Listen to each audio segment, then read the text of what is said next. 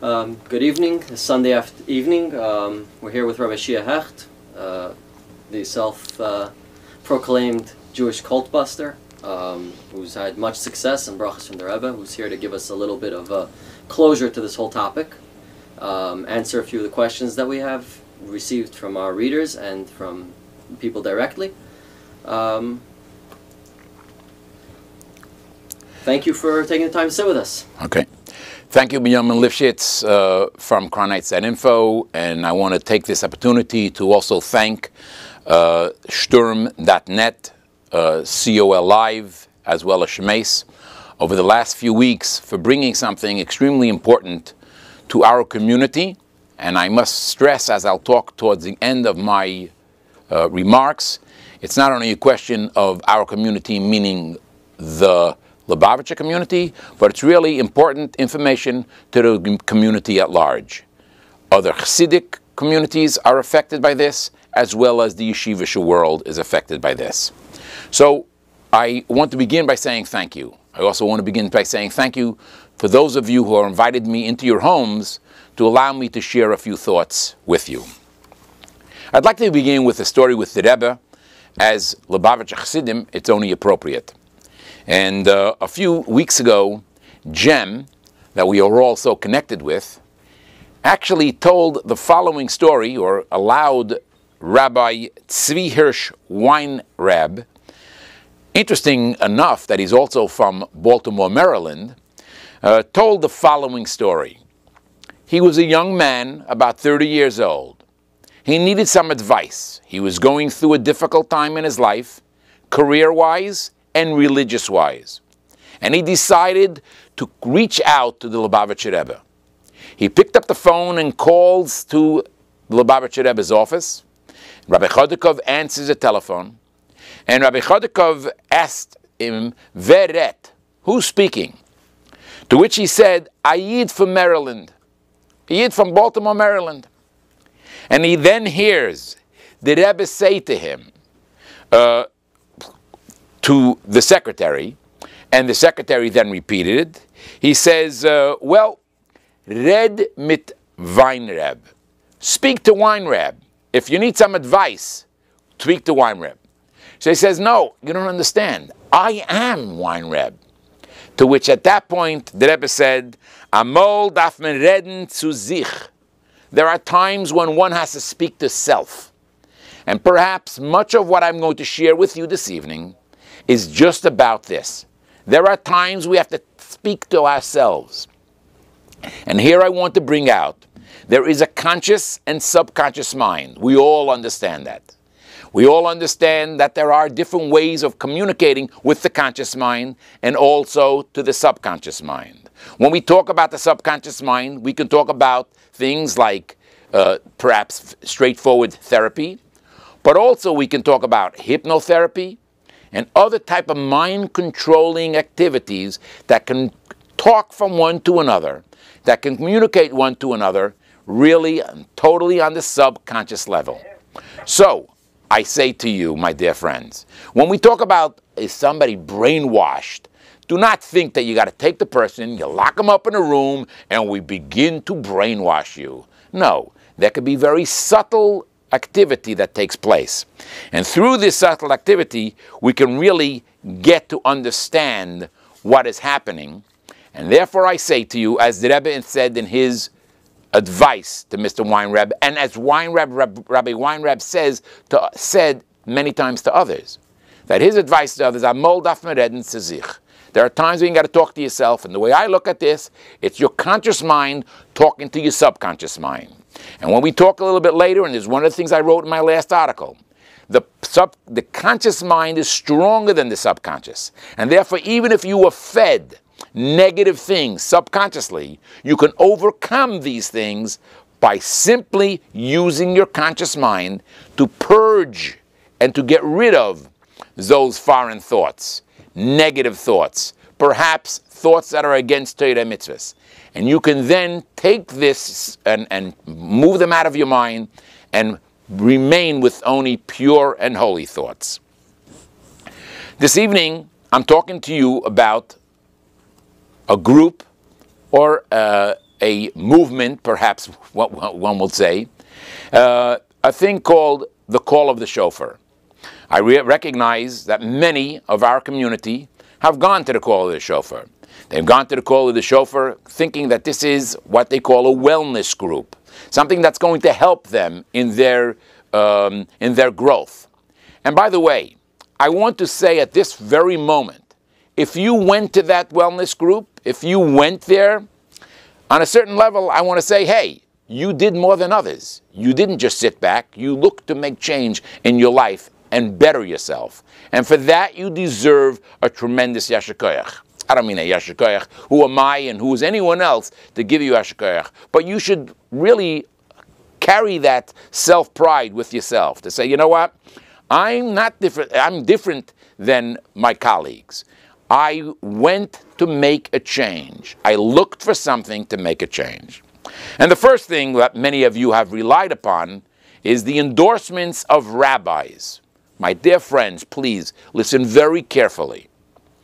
I too, when I read the first list of rabbis, I was very impressed. And then I started calling the rabbis. The first rabbi I called was Rabbi Michal Twersky. He was not available. He called me back, and we had a schmooze for quite a few minutes.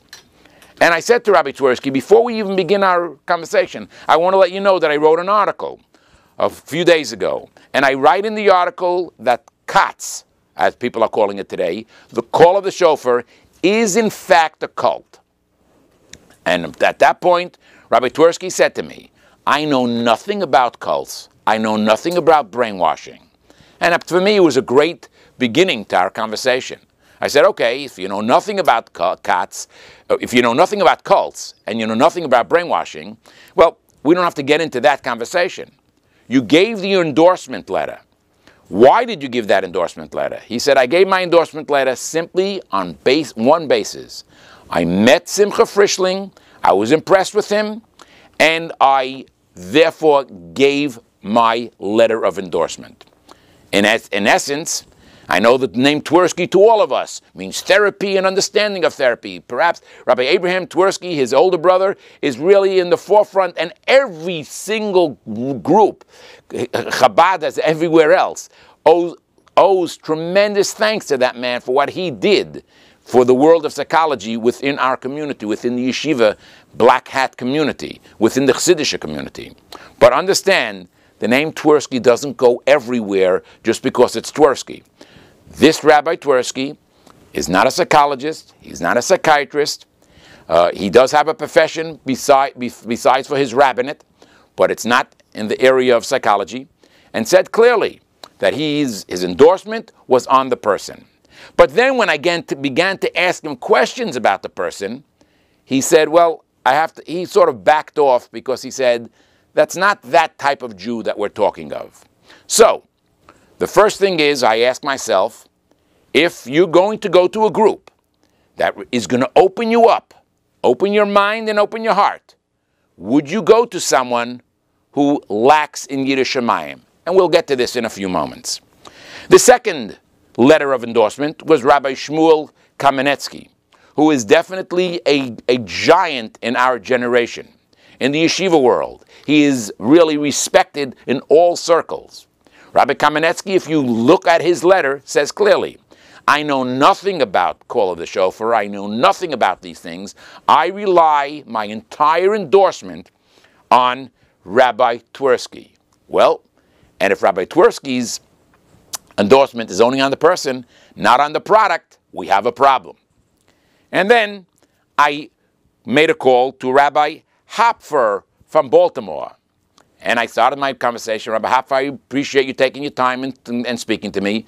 Rabbi Hopfer, you mind if I ask you one or two questions before I get to the actual calling you about the call of the shofar? And I said to him, by the way, do you know anything about cults? He says, no. Do you know anything about brainwashing? He says, no. I said, do you take any formal classes in psychology? He says, no. I said, so Rabbi, why did you give the endorsement? Perhaps you know Simcha Frischling, and that's why you gave the endorsement. He says, no, I don't know Simcha Frischling.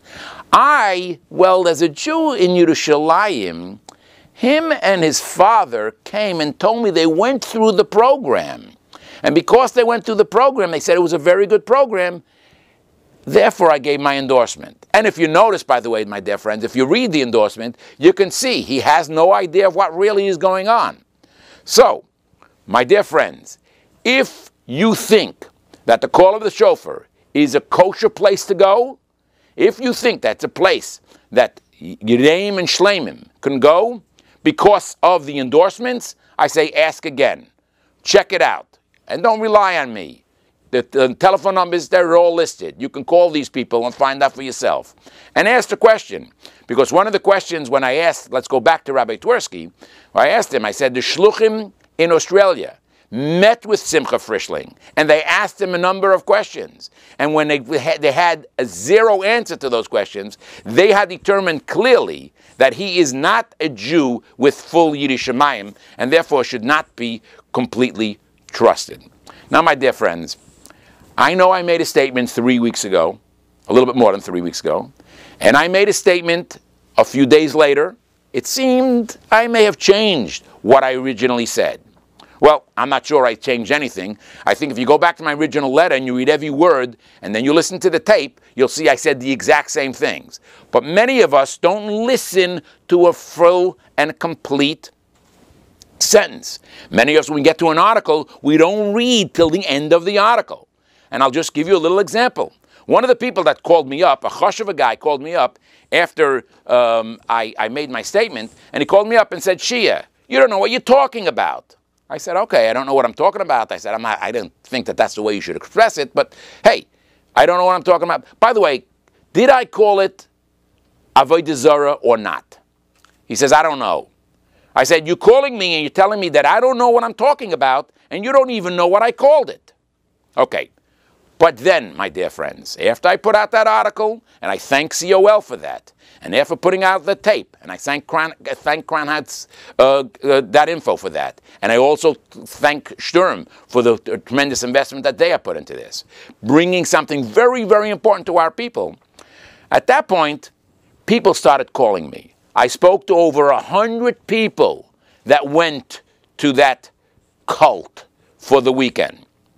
And yes, there were people who expressed themselves quite sharply against me, but most of the people, not only did they praise me and thank me, many of them said to me, listen, Rabbi Hecht, I will tell you some of the inside secrets that are not being told. I've been attacked by saying they take away your watch, and they say, oh, we don't take away the watches. We don't take away the clocks, the cell phones. But in fact, you are asked to close your cell phone as soon as you get there, and you are asked to put away your watch that you don't know the time, because they do have a designed 3-day program to control you and take away your free will.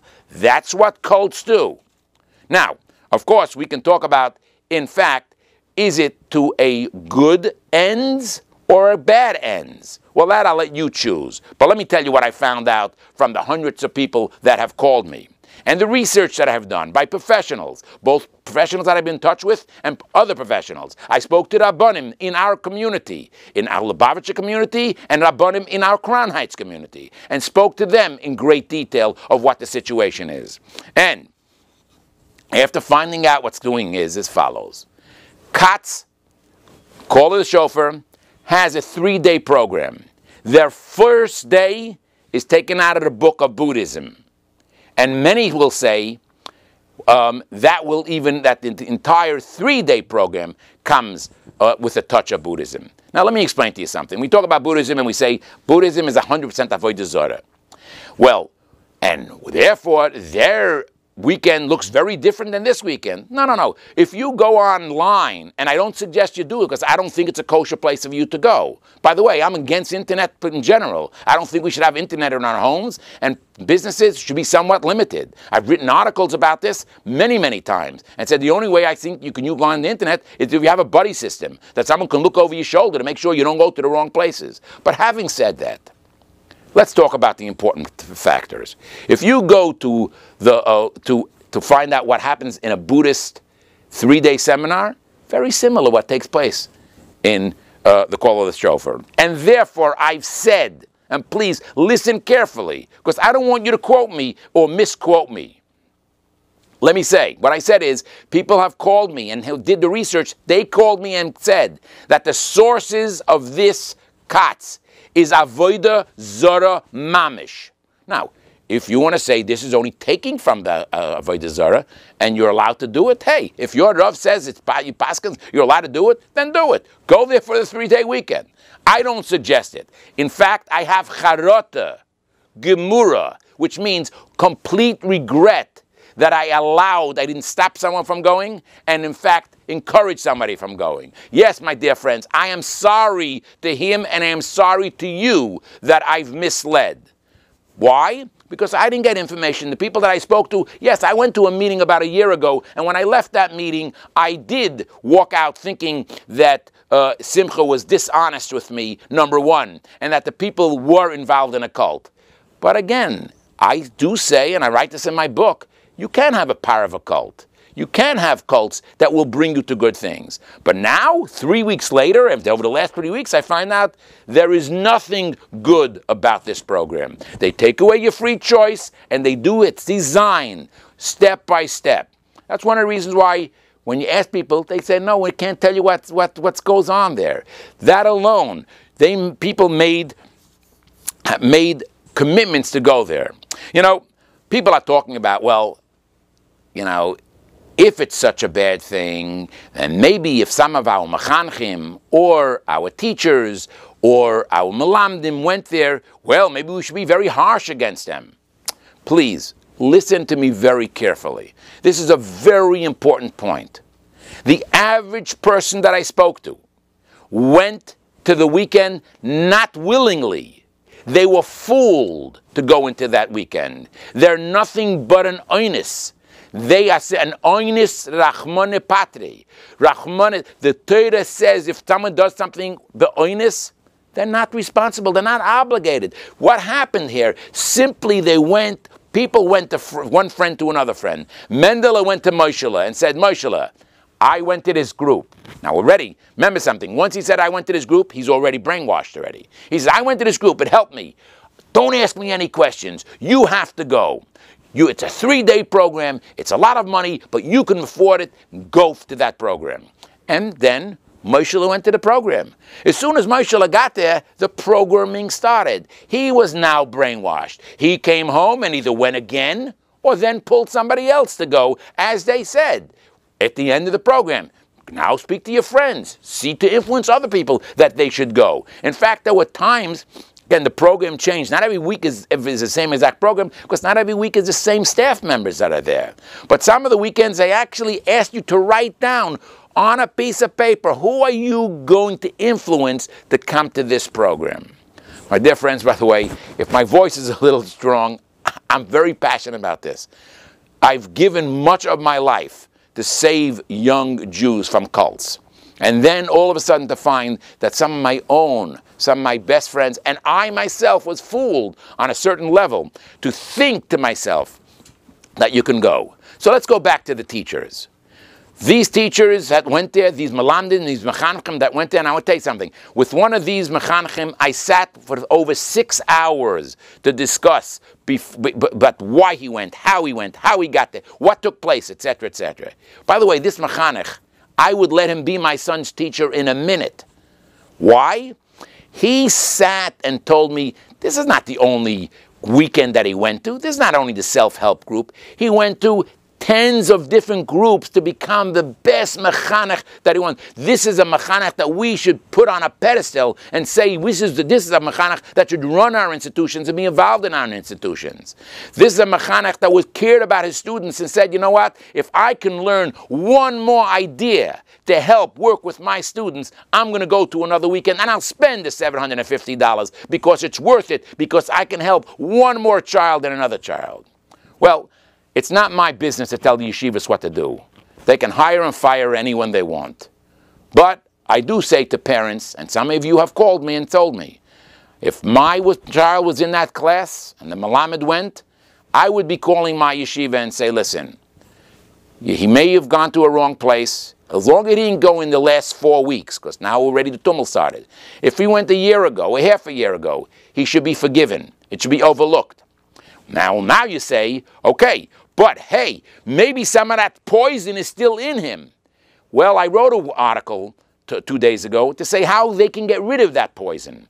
They don't need a deprogrammer. They don't need a Shea Hecht, and they don't need some of the other deprogrammers that are out there within the Fruma world and Lubavitch world. They can do it on their own. And now they break it down to 4 different categories. Remember, all these things are really individual. Each person has to work.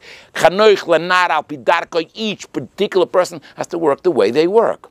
Therefore, I say, if it's a person that's more intellectual, then he has to do it through intellect. He has to get it out. The way something gets treif, that's the way you have to kosher it.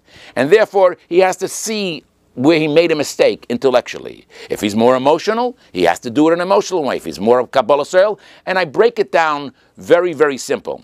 And by the way, I know I didn't give it to all details because I don't expect you necessarily to just read that article and know what to do. Some of you will know what to do, as the story I said about the Rebbe started off. Red zu sich.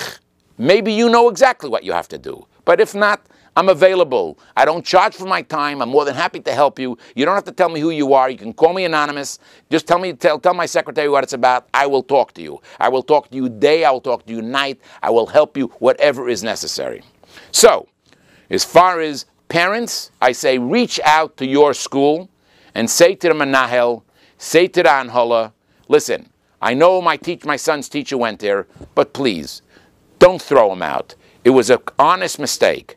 And I'm sure that particular Melamed is following the advice of professionals, including the advice of Shea Hecht, that has given some of the changes that we have to do, and some of the way to purge yourself, to clean yourself, to cleanse yourself from the poison that you have been given. My dear friends, it's simple. Cults are bad. And the call of the shofar is bad.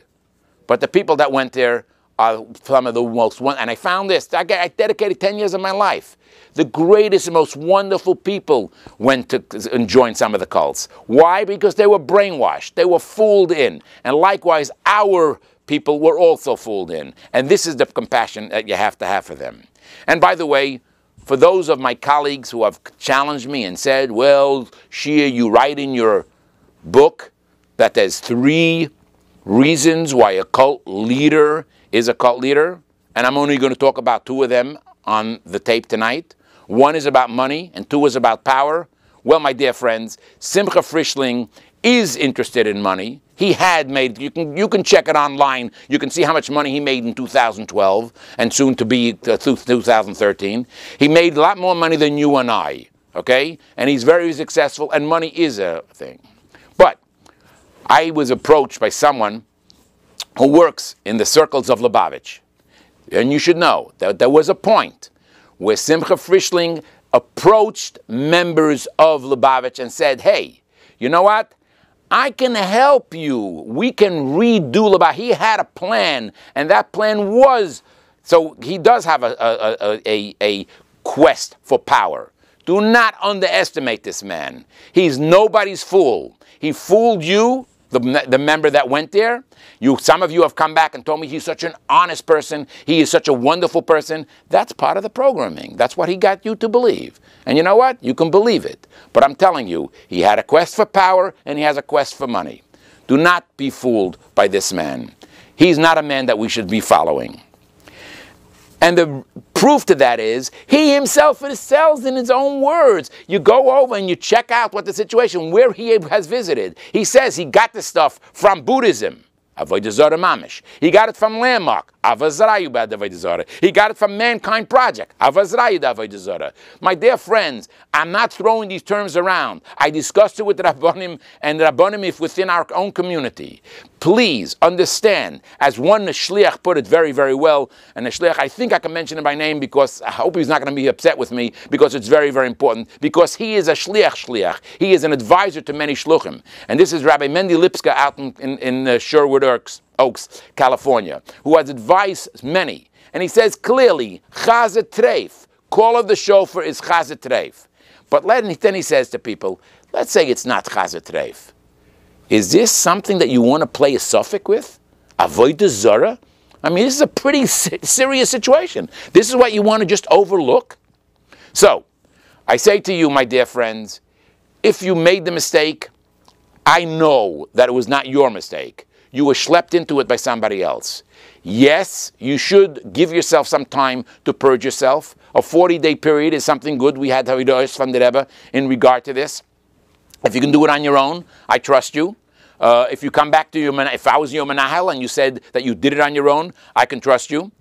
But at the same time, if you need some help, I am always available, and some other good people as well.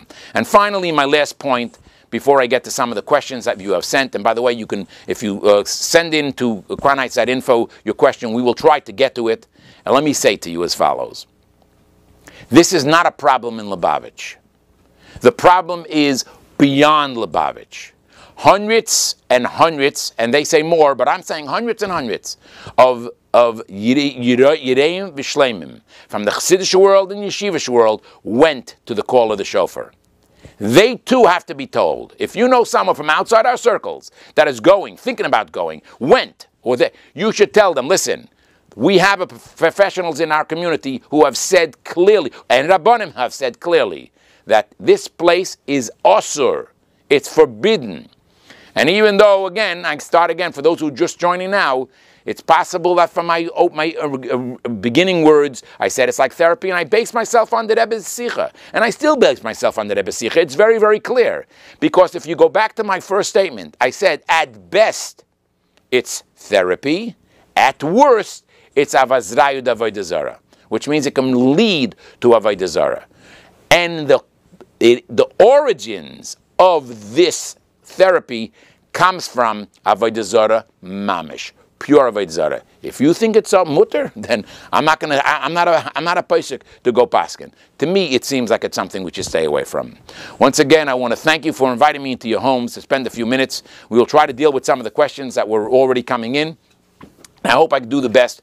If I'm just given a little bit of time, it's very, very hard to explain conscious mind, subconscious mind, programming, deprogramming. There's a lot of different things. But perhaps on another opportunity that we can talk, but you can call me. I'll try to do the best to explain it to you.